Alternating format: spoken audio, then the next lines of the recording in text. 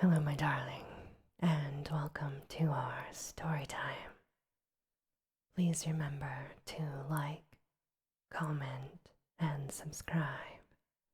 And now, on with our story time. The islanders, seeing that I was really adrift, took pity on me.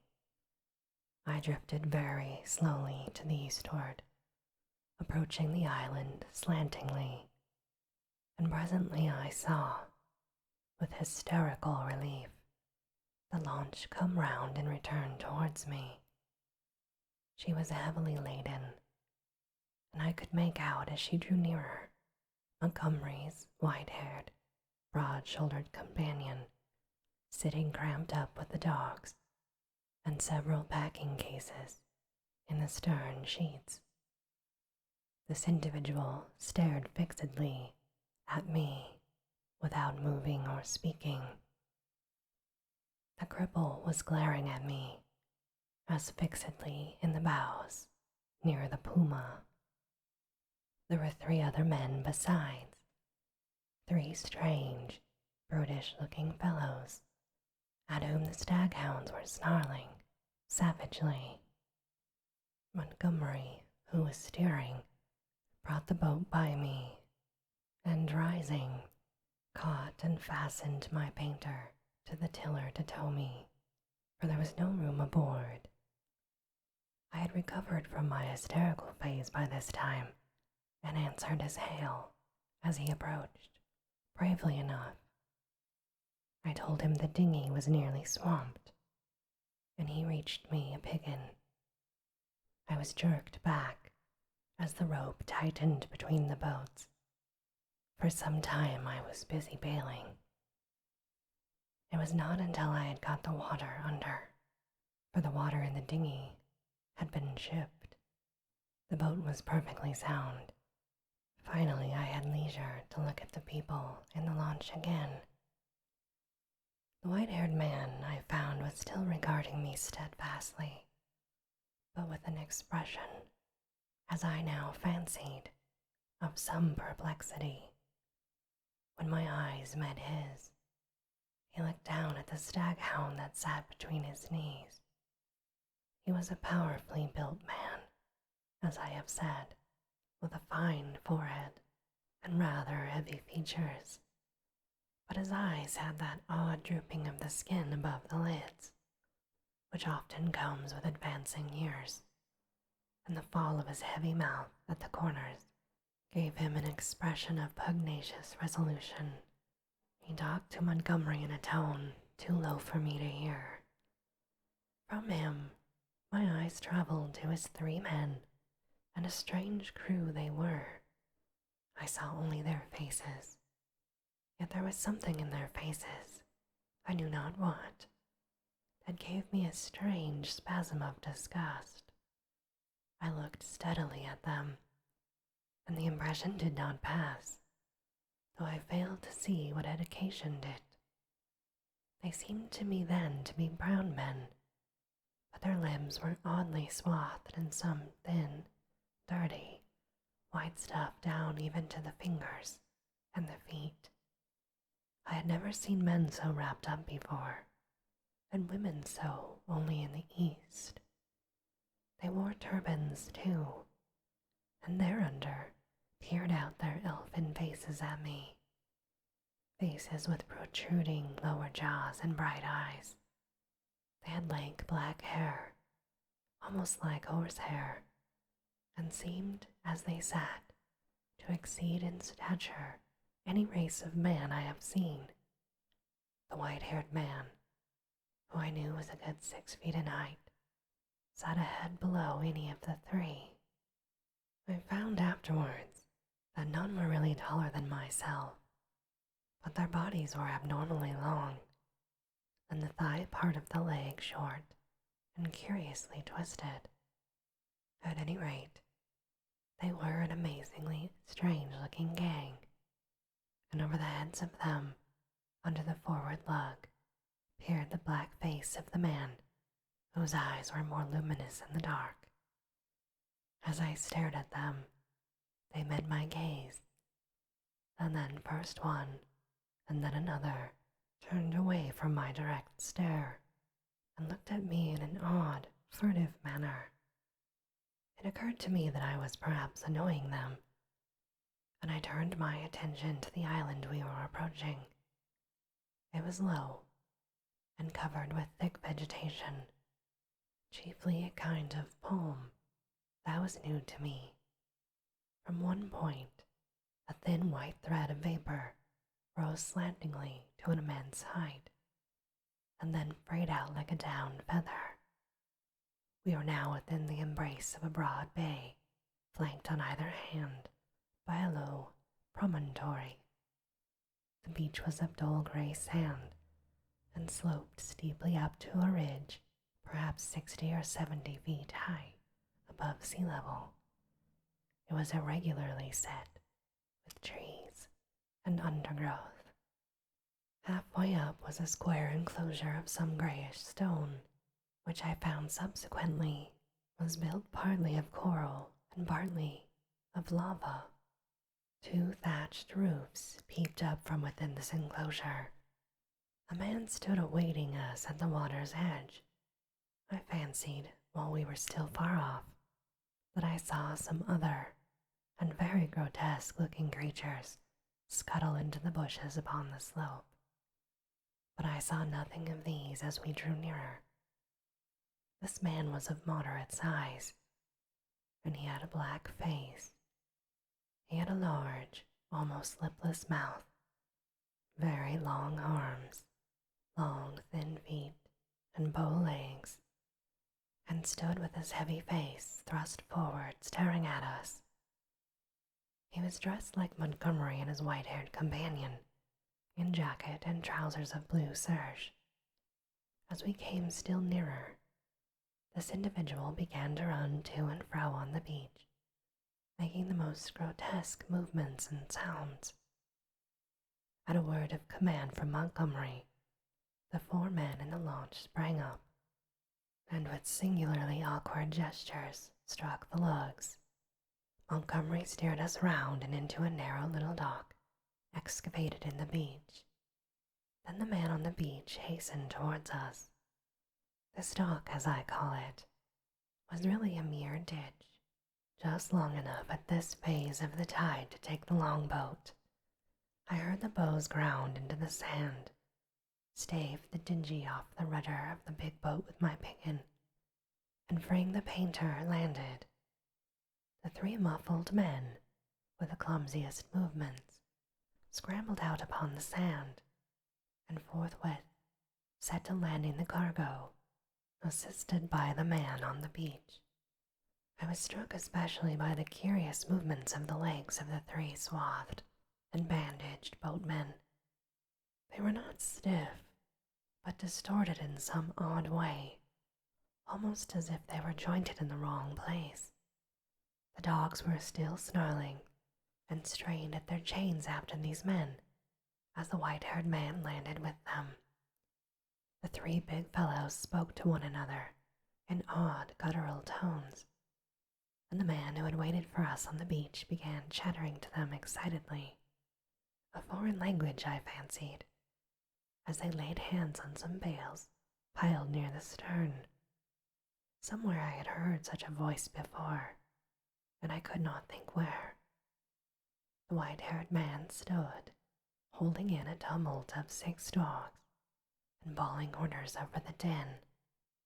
Montgomery, having unshipped the rudder, landed likewise, and all set to work at unloading.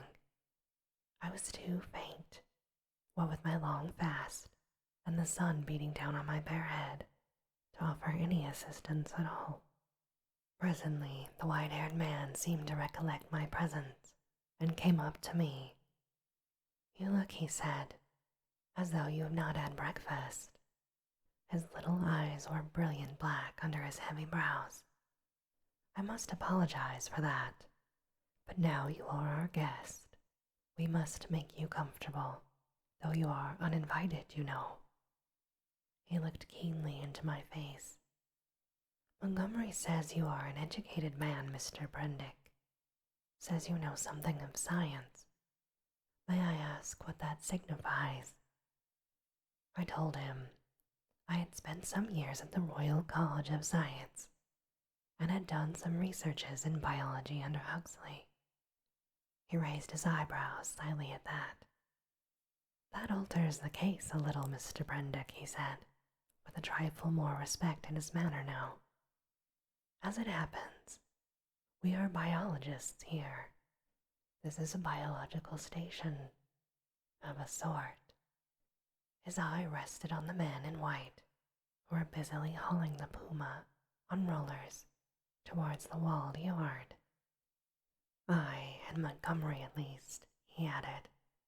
Then, when will you be able to get away? I can't say. We're off the track to anywhere. We see a ship once in a 12-month or so. He left me abruptly and went up the beach past this group, and I think he entered the enclosure. The other two men were with Montgomery, erecting a pile of smaller packages on a low-wheeled truck. The llama was still on the launch with 3 rabbit hutches. The staghounds were still lashed to the thwarts. The pile of things completed, all 3 men laid hold of the truck and began shoving the ton weight or so of the puma. Presently Montgomery left them and came back to me holding out his hand. I'm glad, he said, for my own part. The captain is a silly man. He'd have made things lively for you, I expect. It was you, I said, that saved me again. That depends, he responded. You'll find this island an infernally rum place, I promise you. I'll watch my goings carefully if I were you. He hesitated at this and seemed to alter his mind about what he was about to say. Will you help me with these rabbits? He said. His procedure with the rabbits was singular. I waded in with him and helped him lug one of the hutches ashore. No sooner was that done than he opened the door of it, and tilting the thing on one end, turned its living contents out to the ground. They fell in a struggling heap, one on top of the other. He clapped his hands, and forthwith they went off, with a hopping run of theirs, 15 or 20 of them, I should think, on up the beach. Increase and multiply, my friends, said Montgomery. Replenish the island. Hitherto, we've had a certain lack of meat here.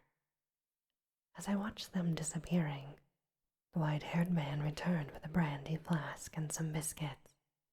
Something to go on with, Prendick, he said, in a far more familiar tone than before. I made no ado at this, but set to work on the biscuits at once, while the white-haired man helped Montgomery to release about a score more of the rabbits. The big hutches, however, went up the house with the puma.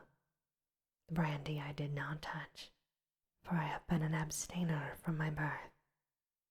The reader will perhaps understand that at first everything was so strange about me, and my position was the outcome of such unexpected adventures, that I had no discernment of the relative strangeness of this or that thing. I followed the llama up the beach and was overtaken by Montgomery, who asked me not to enter the stone enclosure. I noticed then that the puma in its cage and the pile of packages had been placed outside the entrance to this quadrangle.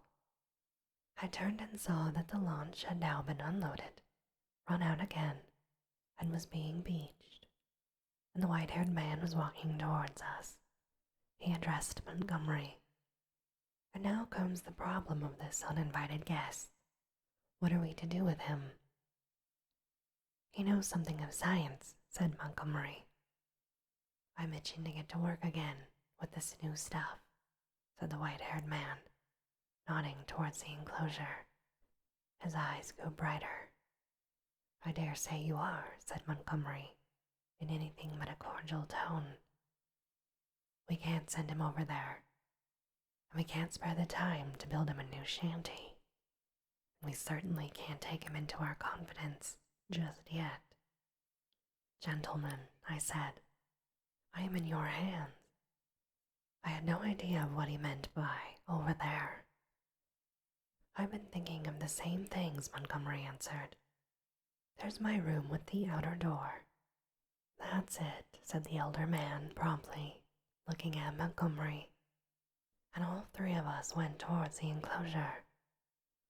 I'm sorry to make a mystery, Mr. Prendick, but you'll remember you're uninvited here. Our little establishment contains a secret or two, a kind of Bluebeard's chamber, in fact. Nothing very dreadful, really, to a sane man.